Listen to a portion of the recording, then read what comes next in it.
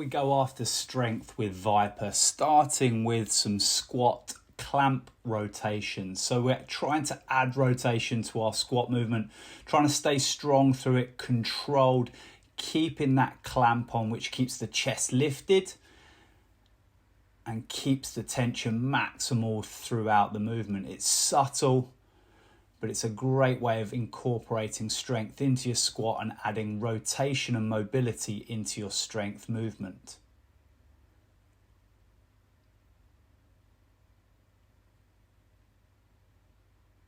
And then from there, once we've worked through the lower body, the next one is the upper body, looking at the box pattern.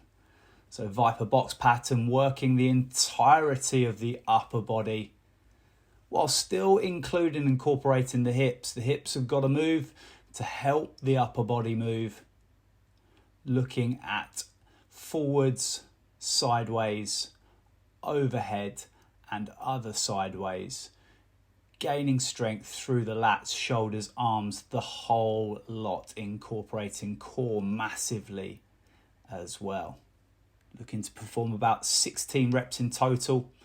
That's 5 rounds of 4. Then we've got our swing cleans. So driving and sweeping the ViPR from the floor and then catching it in the squat position. It's a great way of incorporating, or maybe it's a great way of preparing for some heavier loads of cleans, or maybe this is a part of your programming where you deload your cleans and you work a little bit more on some movement variety. Still getting strength out of those specific movements, starting with the hip hinge and then finishing with that squat based movement.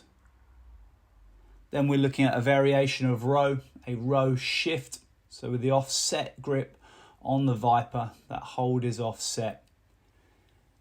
And once you've pulled it into the body, trying to keep it close to the body as you shift across and away, incorporating a great amount of backside strength and mobility again in order to get the job done. You really will feel that extra bit of bicep as you lengthen that arm out to the side.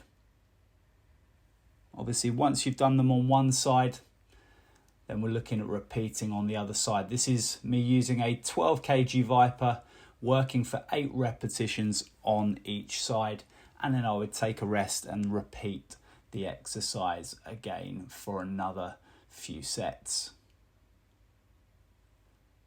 Really keeping the speed quite slow, quite precise through these ViPR movements so that I can incorporate a little more load than normal.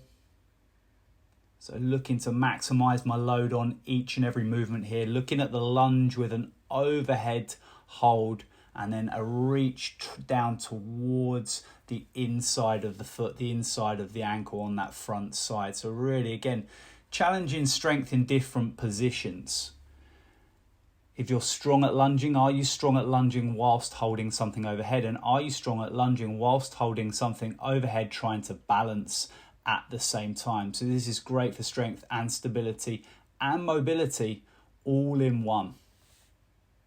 Strong for life or strong for sport with this exercise. And then a nice kind of upper body orientated exercise. There's a lot of rotation through the core.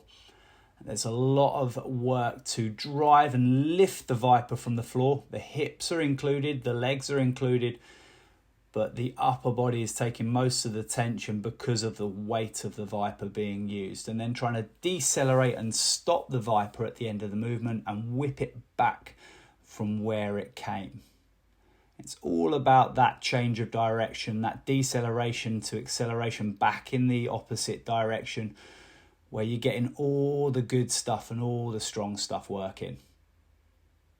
Again, working both sides, working for about 8 reps on each side. It depends on the load of your ViPR, but you want to be loading up your ViPR towards your maximum with good movement quality.